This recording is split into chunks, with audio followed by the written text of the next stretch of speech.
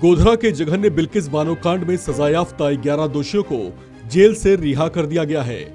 सामूहिक दुष्कर्म और हत्याओं के जघन्य अपराध में जेल में सजा काट रहे दोषियों की रिहाई से देश की सियासत उबल पड़ी है। एआईएमआईएम चीफ असदुद्दीन ओवैसी इस फैसले से आग बबूला दिखाई दे रहे हैं और गुजरात सरकार के साथ साथ मोदी सरकार पर बरस पड़े हैं। उन्होंने दोषियों की रिहाई पर नाराजगी जताते हुए ट्विटर पर ताबड़तोड़ 2 पोस्ट दागे हैं।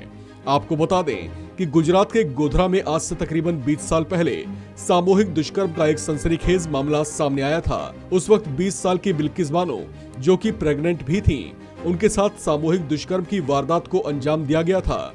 इस अपराध में दोषी अब तक जेल में बंद थे। इन 11 दोषियों को अब रिहा कर दिया गया है।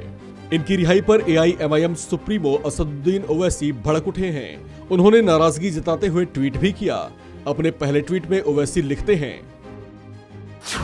ये आजादी के अमृत का बीजेपी का वर्जन है। जो लोग जघन्य अपराध के दोषी हैं, उन्हें आजादी दी गई है।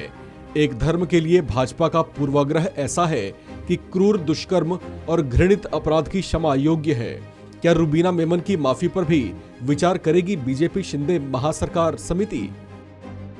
वहीं असदुद्दीन ओवैसी ने अपने एक दूसरे ट्वीट में प्रधानमंत्री मोदी के 15 अगस्त पर दिए भाषण के उस अंश को कोट किया जिसमें पीएम मोदी ने महिलाओं के सम्मान की रक्षा की अपील की थी। पीएम के भाषण के इस अंश पर तंज कसते हुए ओवैसी ने ट्वीट करते हुए लिखा,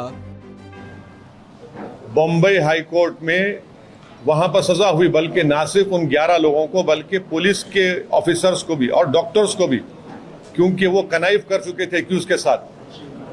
ये कौन सी अमृत उत्सव की मिसाल भारत के प्रधानमंत्री दे रहे हैं कि उनके गुजरात में भाजपा की सरकार है और एक महिला को, जिसको 11 लोगों ने उसका रेप किया, जो प्रेग्नेंट थी, 3.5 साल की बच्ची, उसकी बेटी को उसके सामने उसकी हत्या कर दी, उसके 4 परिवार के लोगों को कत्ल कर दिया।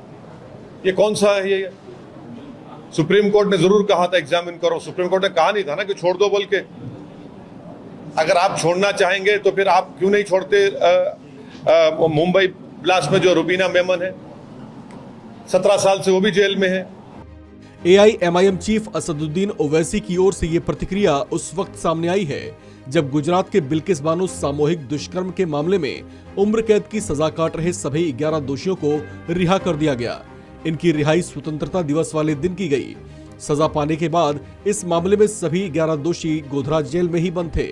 इस पर ओवैसी ने नाराजगी जताते हुए गुजरात की बीजेपी सरकार के साथ साथ पीएम मोदी पर भी प्रहार किए।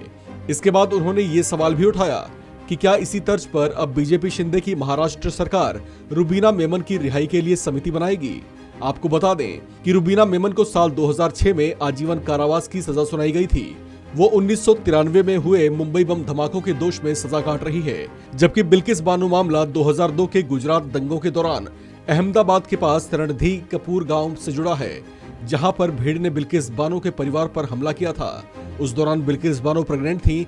उसके बावजूद उनके साथ सामूहिक दुष्कर्म की जघन्य वारदात को अंजाम दिया गया था, जबकि उनकी 3 साल की बेटी समेत 14 लोगों की हत्या भी कर दी गई थी।